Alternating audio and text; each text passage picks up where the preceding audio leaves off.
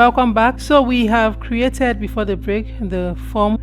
We use a label to label each of the fields for accessibility. We have said that we use the for attribute and specify a value that must be equal to the value of the ID attribute of the input field. We saw the input type text, the input type password, the input type radio, checkbox. We saw the input type number, tail.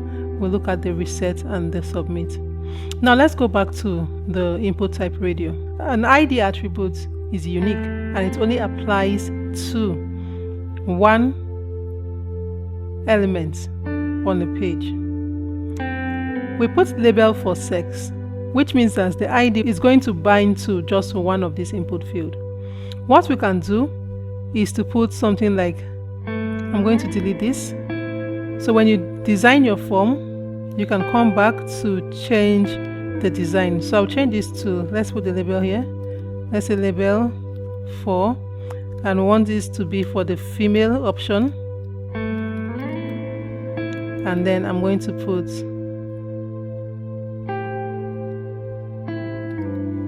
female, and then I'll close label, and then I'll come back to the ID here and bind this to the female. I'll remove this. I'll remove the break tag. I will save. Let's refresh our page to see if the female option presents properly before we go further. So we have the female option well presented. And so we'll go back and do the same thing for the male option. I'm going to put a label for the male. So the ID here will be male. The label here is male. And I'll take this and the break tag out. I'll do the same thing for intersex.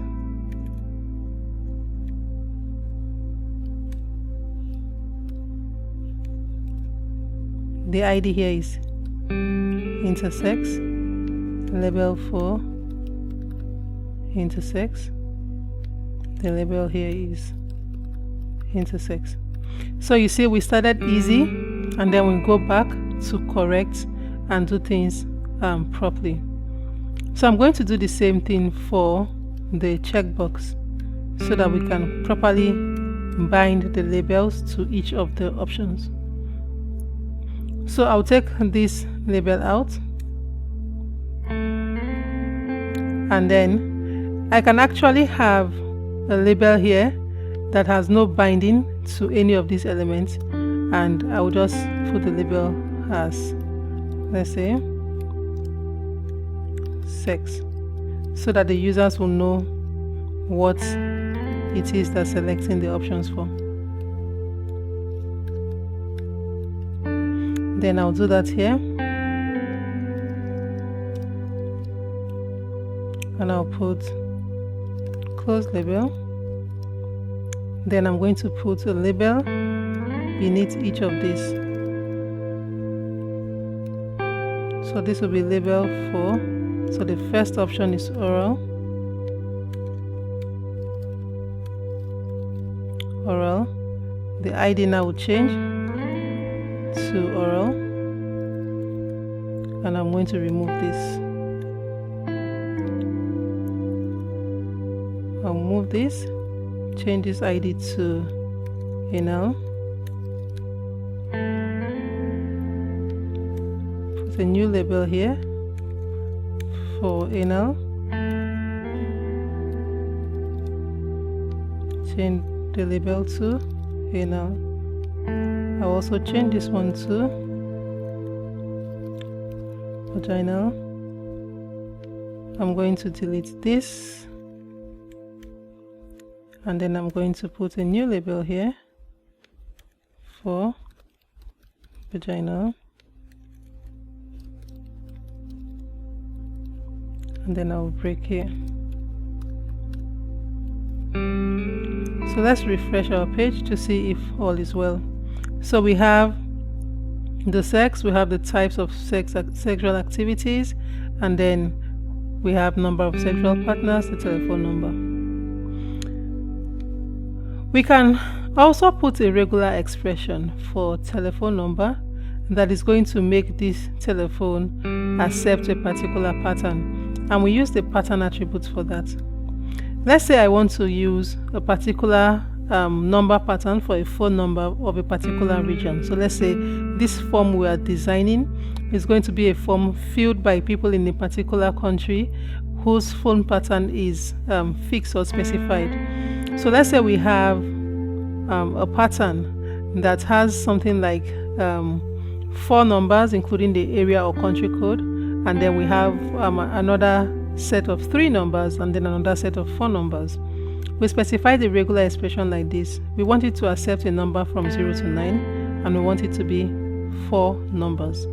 Then we want it to put a hyphen like this, accept another group of numbers from 0 to 9, and we want it to be 3 numbers. And then we put a hyphen, and we also want it to accept the last set of number from 0 to 9, and we want it to be 4 numbers like this. Let's save and see if this is correct. We're going to refresh our page. I'll try to fill in a number pattern here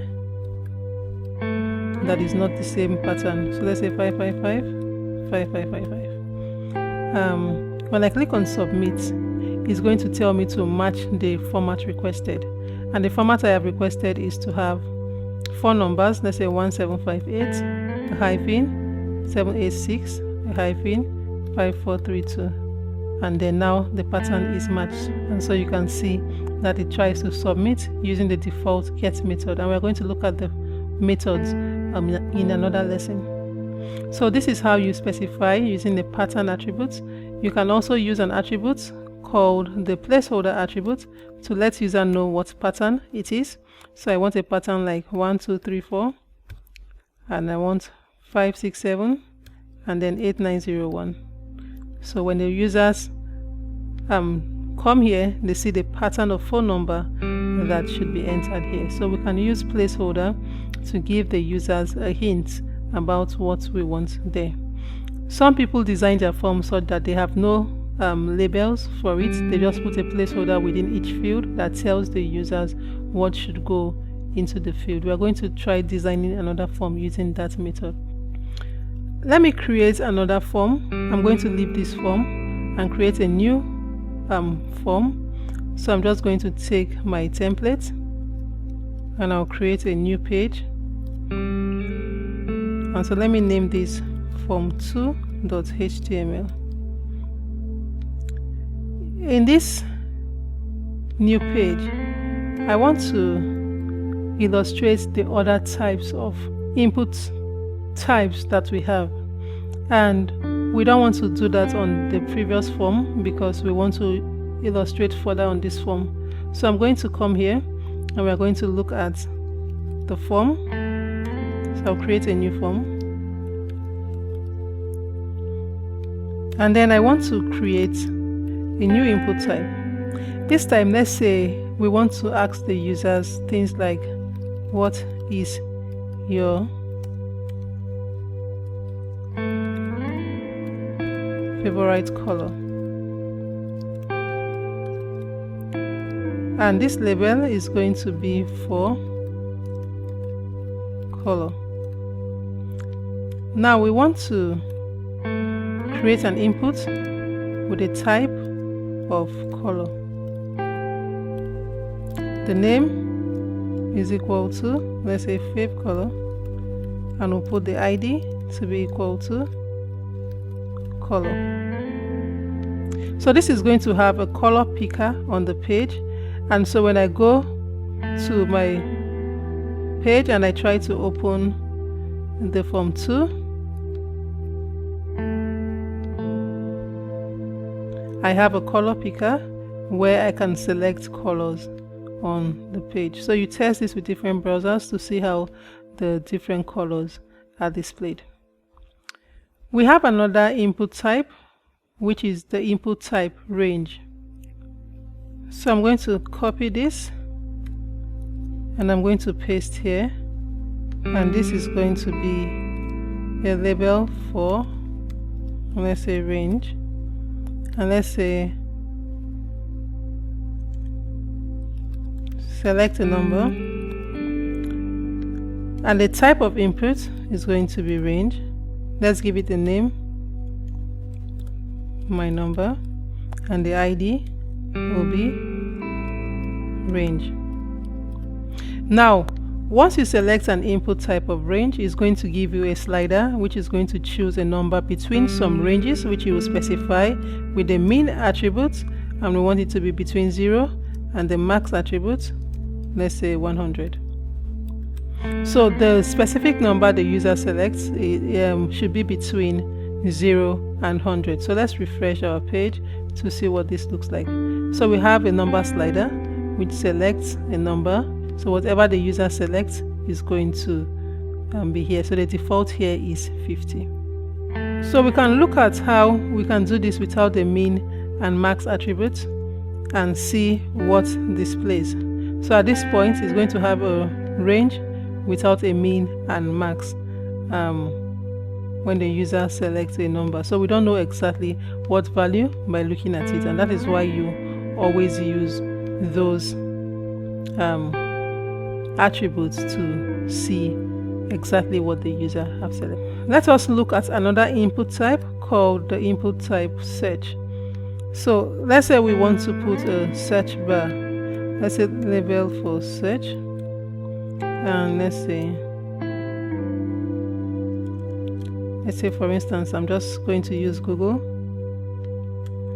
The type is search, the name is, let's say, search, and the ID is search.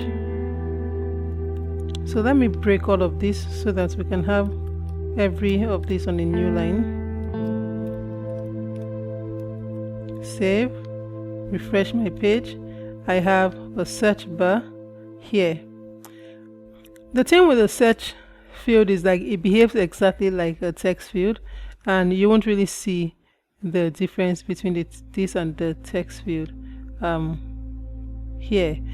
There is another input field. We have looked at the input type of date, but there's another input field which is the date time local. So let's say we want to type date time local. So this displays a field where we have a date and the time selector. So let's put date time.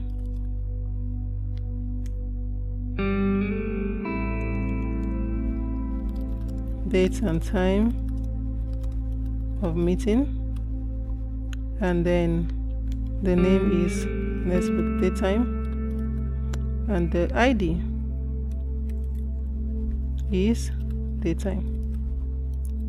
When I save this, I refresh my web page, I have a date and time selector here where I can select both date and time. So this also depends on your browser support. So always take note that you have to let your users know which browser gives them the best user experience. Let's look at another type, which is the month type. So we've done that which gives us a date selector that has a full day, month here. If we want only, let's say, the month, so let's say this,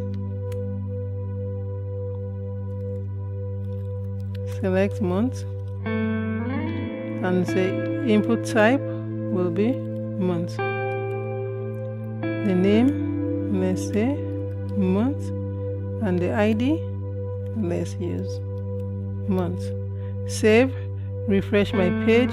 I have this month selector which only gives me the month to select.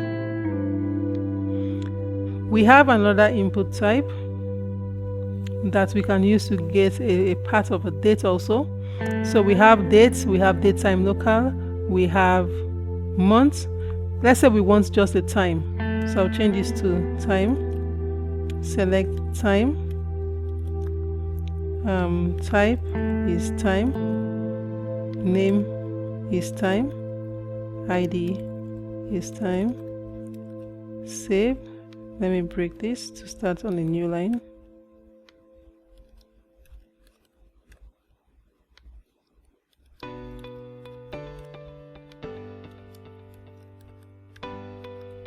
Refresh my page, and I have this which is just a time selector.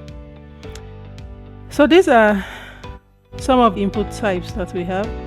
We are going to continue looking at more input types in the next lesson.